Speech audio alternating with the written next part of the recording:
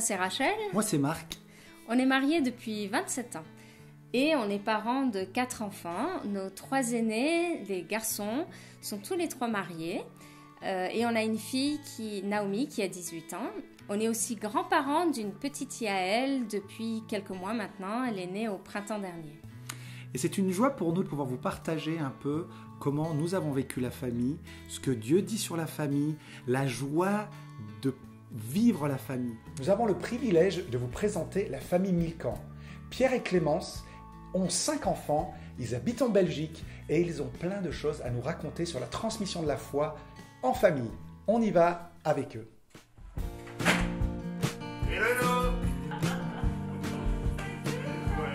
Bonjour à tous, moi je m'appelle Pierre. Et moi je m'appelle Clémence. Nous sommes mariés depuis 17 ans.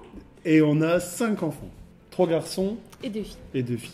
Alors quand on nous a posé la question comment transmettre notre foi ou comment vivre la foi en famille, j'ai d'abord pensé aux 1000 façons de ne pas vivre la foi en famille ou de rater les opportunités, d'être énervé, d'être stressé, et puis tous ces moments tellement nombreux où on voudrait vivre la foi, et puis en fait on n'arrive pas à être le témoin qu'on veut pour nos enfants et à transmettre les choses.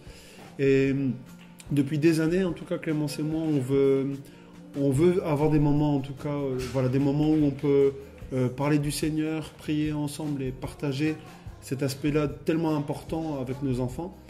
Et on a fait beaucoup de tentatives, certaines étaient à peu près réussies, il y a eu beaucoup d'échecs et beaucoup de cultes en famille qui se terminaient avec des grandes crises, des punitions, pas des claques mais presque. Ça fait un certain temps qu'on parlait du Shabbat, donc le sabbat, de s'arrêter. On se rendait compte qu'avec beaucoup d'enfants, avec les responsabilités qu'on a, les choses qu'on doit faire, on pouvait tout le temps courir, et même le samedi, même si on était ensemble, quelque part, le téléphone sonnait, où il fallait préparer une prédication, faire ceci, faire cela, faire des courses. Et du coup, on était ensemble sans être réellement ensemble. Et même quand on ne travaillait pas, on était sur notre iPad, notre iPhone, les enfants sur la DS, on n'était pas vraiment ensemble en fait. Ouais. Il y a quelques mois ici à la rentrée scolaire, on s'est dit on veut vivre le Shabbat et on va mettre en place un cadre, quelques règles simples pour protéger ce moment-là. Et on va aussi décider de ce qu'on va faire ensemble ce jour-là. Et donc au niveau du cadre qu'on a mis, on s'est dit ce jour-là, on ne travaille pas, ni dans la maison, ni pour le ministère, ni pour... je suis prof, donc même pas pour l'école, on ne travaille pas.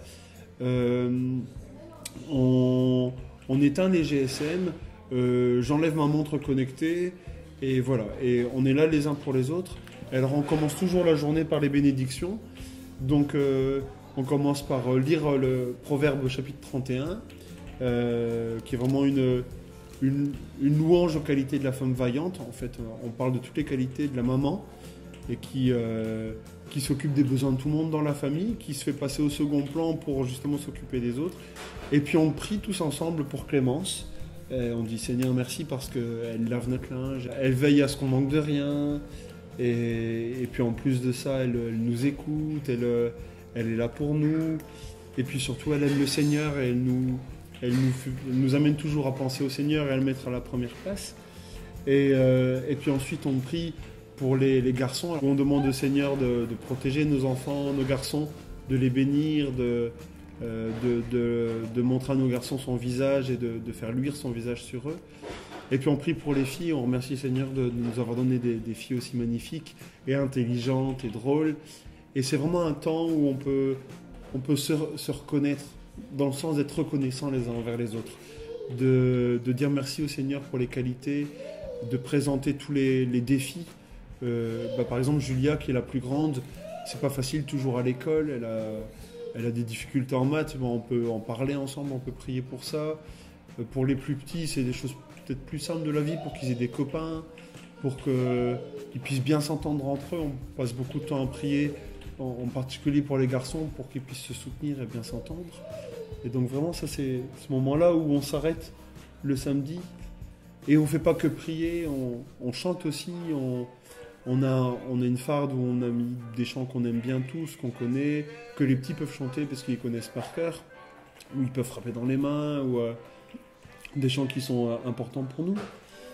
Et puis alors à côté de toutes ces choses un peu entre guillemets spirituelles, on parle ensemble, on rigole, on fait des jeux de société, on regarde des séries ensemble.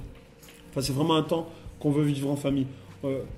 En fait, je pense que quand on veut dissocier le temps entre guillemets spirituel et le temps simplement de la vie en famille, ben, ça fonctionne pas. Il faut la foi, il faut vraiment qu'on la vive dans tous les instants de notre vie quotidienne. Hein. Ouais. Si on n'a pas une bonne communication entre nous, on pourra parler autant qu'on voudra du Seigneur. Les enfants, ils vont pas spécialement écouter. Ils vont finalement plutôt, à mon avis, se rebeller parce que ce sera les seuls contacts qu'on a avec eux. Donc, étant donné qu'en semaine, on court beaucoup, on n'a pas souvent l'occasion de s'arrêter, de parler avec eux, tout ça. Donc, on essaye vraiment au moins le week-end d'avoir des moments privilégiés avec chacun des enfants. On ne peut vraiment pas se placer en donneur de leçons parce que c'est sans arrêt à repenser, à recommencer. Disons que la seule bonne chose qu'on a pour nous, c'est notre volonté d'avoir des temps pour vivre la foi en famille. Et là, en ce moment, on vit les Shabbats et c'est vraiment chouette, ça nous fait beaucoup de bien et ça fonctionne bien. Mais on sent que les enfants grandissent, que leurs besoins évoluent très vite. Et on doit vraiment rester attaché à cette détermination. On veut vivre la foi en famille et être très créatif, saisir toutes les opportunités. Parfois, c'est une conversation dans la voiture avec eux. Parfois, c'est quand ils sont face à un gros souci sur le plan émotionnel, sentimental de l'école, de aller vraiment... Le Seigneur Jésus, il est notre source numéro 1. C'est lui qui a toutes les solutions. Et notre vie de famille, on la vit avec le Seigneur. Il est un membre à part entière de notre famille et c'est important dans tous les domaines de notre vie ensemble. En fait. Alors pour moi, ce qui est un privilège, c'est que vu que je suis dans une famille chrétienne, je peux prier pour les sujets qui sont importants pour moi. Par exemple, le midi, on prie pour bénir le repas, ou quand j'ai des problèmes ou des mauvaises notes, on prie, on remet ça dans les mains de Dieu et c'est super chouette d'avoir des parents qui sont chrétiens et qui m'écoutent et qui prient pour moi.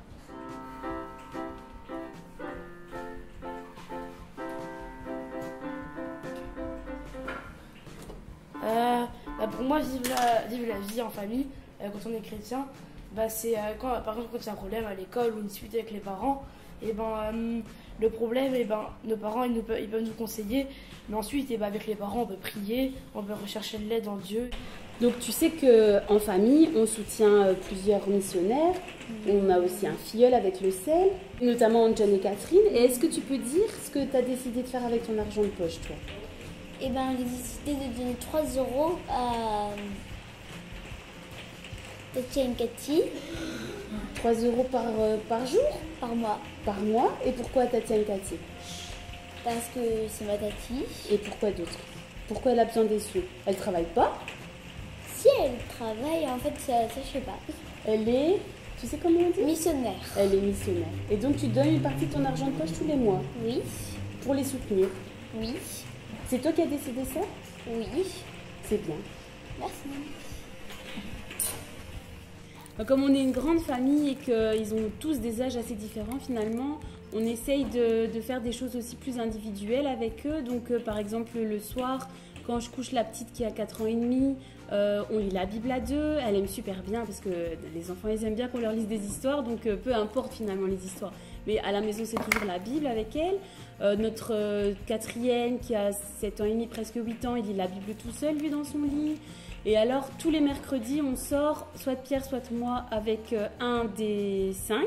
Ils ont chacun leur semaine et ils savent, ils comptent plusieurs semaines à l'avance, c'est bientôt ma semaine, c'est bientôt ma semaine. Et alors on fait des choses pas spécialement chrétiennes, on va dans des endroits qui leur plaisent, comme par exemple dans un fast-food ou dans des magasins pour les plus grandes parce que c'est des filles donc elles aiment bien les habits. Et puis après on va boire un verre avec cet enfant-là, mais donc juste moi ou Pierre avec juste un des 5. Et alors, c'est l'occasion de parler de ce qu'ils vivent au quotidien, d'apprendre à mieux les connaître, parce que même si c'est nos enfants, on ne sait pas ce qu'ils vivent toujours, parce qu'on n'a pas le temps la semaine de vraiment se pencher là-dessus. Et dans ces conversations-là, comme Pierre et moi, on est profondément croyants, évidemment le Seigneur vient toujours quand ils ont un problème, on se dit on va prier avec toi. Quand c'est leurs amis qui ont un problème, on dit on va prier ensemble, tu dois lui dire que tu vas prier pour lui, comme ça il verra l'action de Dieu dans sa vie. Et voilà, ça nous permet de à la fois mieux les connaître et à la fois leur expliquer comment nous on vit la foi et comment on agit pour le Seigneur.